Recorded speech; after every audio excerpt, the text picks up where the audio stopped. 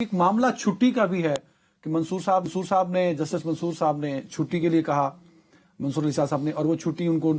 کہا گیا کہ کم دنوں کے لیے لیں۔ یہ معاملہ تھا کیا؟ یہ دیکھیے اس طرح سے ہے کہ سینئر پیونی جج جسٹس منصور علی شاہ انہوں نے بیرون ملک ایک کانفرنس تھی جوڈیشری کے حوالے سے، اس میں شرکت کرنی تھی جو کہ اگلے ہفتے اسکیجول تھی،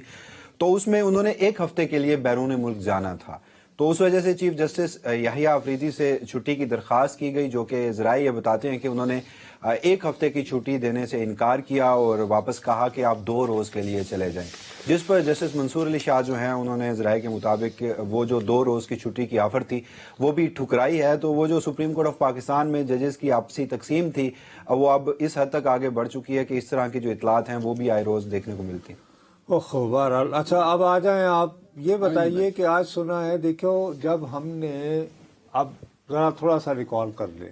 جب یہ مقدمہ شروع ہوا تو برادر آپ کی آبزرویشن یہ تھی کہ زیادہ سے زیادہ 1 ہفتے میں اس کا فیصلہ آ جائے گا، لیکن شیطان کی آندھ کی طرح اس کے پہلو در پہلو نکلتے رہے۔ آج تو تمام فریقین کے وکلاء کے دلائل مکمل ہو گئے ہیں، ابھی بھی آپ کو یہ محسوس ہو رہا ہے کہ کچھ دن لگیں گے فیصلہ آنے میں،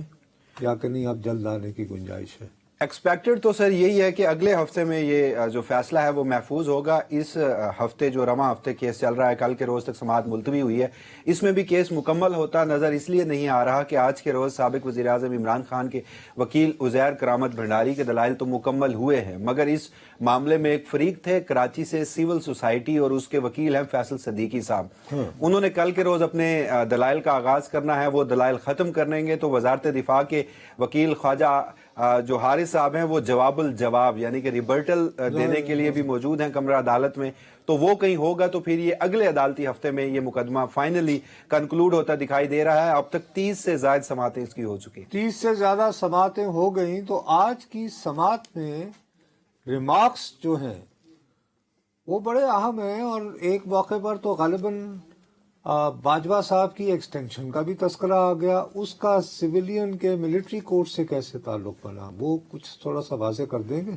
دیکھیے بینچ کی جانب سے یہ سوالات بار بار پوچھے جاتے رہے، بلکہ اگر بات کریں خصوصی طور پر جو آئینی بینچ کے سربراہ ہیں جسٹس امین الدین خان، وہ اکثر یہ کہتے ہیں کہ یہ پارلیمنٹ کے کرنے کے کام ہیں، پارلیمنٹ نے ایک قانون سازی کر دی، اس قانون سازی کے تحت اگر فوجی عدالتیں قائم ہیں تو اس میں عدالت کو بلا وجہ مت گھسیٹا جائے، فلور آف دا ہاؤس یہ معاملہ جو ہے وہ طے ہونا چاہیے۔ تو ایک ڈیبیٹ یہ چلی کمرہ عدالت میں کہ سپریم کورٹ کیا یہ مقدمہ یہاں پر ڈیسائیڈ کر کے کسی اس ریزنز کے اوپر پارلیمنٹ کو بھجوا سکتی ہے کہ وہ مزید اس کے اوپر کوئی واضح قانون سازی کر لیں۔ تو اس پر پھر یہ مختلف جو وکلا ہیں وہ جو مثالیں ہیں، عدالتی نظائر ہیں، وہ پیش کر رہے تھے کہ سپریم کورٹ نے ماضی میں کن کن کیسز میں پارلیمنٹ کو ڈائریکشنز دی ہیں کہ وہ اسپیسیفک اس معاملے پر قانون سازی کرے۔ تو جب عزیر بھنڈاری جو ماضی کی کچھ مثالیں اور نظائر عدالت کے سامنے رکھ رہے تھے، تو ایسے میں جسٹس نعیم اختر اغوان جو کہ آئینی بینچ کے رکن ہیں، ان کی جانب سے کہا گیا کہ بھنڈاری صاحب ایک مثال میں بھی آپ کے سامنے رکھتا ہوں کہ ابھی 2020 کا غالباً یہ واقعہ ہے کہ سپریم کورٹ آف پاکستان میں ایک مقدمہ آیا جس میں اس وقت کے آرمی چیف جو قمر جاوید باجوہ تھے، ان کی توسیع کا معاملہ تھا، تو پارلیمنٹ کو یہ ڈائریکشنز دی گئیں کہ اس معاملے پر قانون سازی کی جائے، اور پھر پارلیمنٹ نے اس معاملے پر قانون سازی کی۔ تو اس موقع پر جو آئینی بینچ کے سربراہ ہیں انہوں نے کہا کہ کیا حالت تھی ہماری، جو ان کے الفاظ تھے وہ کوٹ اینڈ کوٹ میں آپ کو بتا رہا ہوں کہ اس وقت ایک نوٹیفیکیشن بھی درست نہیں ہو رہا تھا، تمام جماعتیں سر پکڑ کر ایک نوٹیفیکیشن کے لیے بیٹھی تھی۔ بھائی صاحب، گزارش یہ ہے کہ تمام جماعتیں تو سر پکڑ کر بیٹھی تھیں، لیکن اس جج کے جو تھے وہ اتنے بڑے فن خان تھے، انہوں نے جب فیصلہ لکھا تھا گیلانی صاحب کو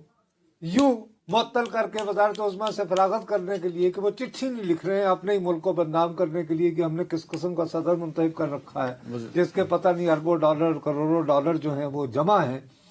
ان میں جرات کیوں نہ ہوئی کہ وہ یہ فیصلہ کرتے کہ یہ غلط ہے یا صحیح ہے؟ کہتے ہیں کہ نہیں اچھا ایکسٹینشن تو ہوگی، اب آپ قانون بنا دیں۔ ایسے کہتے ہیں حیف ہے اس قوم پہ، کھوسا صاحب تھے نا میرے خیال میں، یہ تو حیف ہے کھوسا پہ نہیں کسی نے کہا، ہاں کھوسا صاحب نہیں، اپنے جب ہاتھ کامتے ہیں اور پھر جب میرے جیسے لوگوں کے سامنے میری بدقسمتی ہے جب عدلیہ کی آزادی کی بات آتی ہے تو مجھے کھوسا ہی یاد آتے ہیں. اس کے علاوہ کوئی اور امپورٹنٹ جو آپ چلو یہ تو باجوہ صاحب کے آگے تو ان کے پر چلتے تھے. اس کے بعد انہوں نے ایک راستہ تو دیا نا آج آئینی بینچ نے کہ جب قانون جہاں رک جاتا ہے اور نہیں جہاں ہمارے ہاتھ سے کچھ نہ لکھا جائے تو اس وقت ان کے یہ چوروں اور لٹیروں پر مشتمل قومی اسمبلی کو دے دو جو ویسے ادروائز فارم 47 کی ہے. جو بھی ہے یہ ہے نا آئینی بینچ سے ایک راستہ تو یہ دکھایا گیا نا کہ قانون سازی بھی ہو سکتی ہے.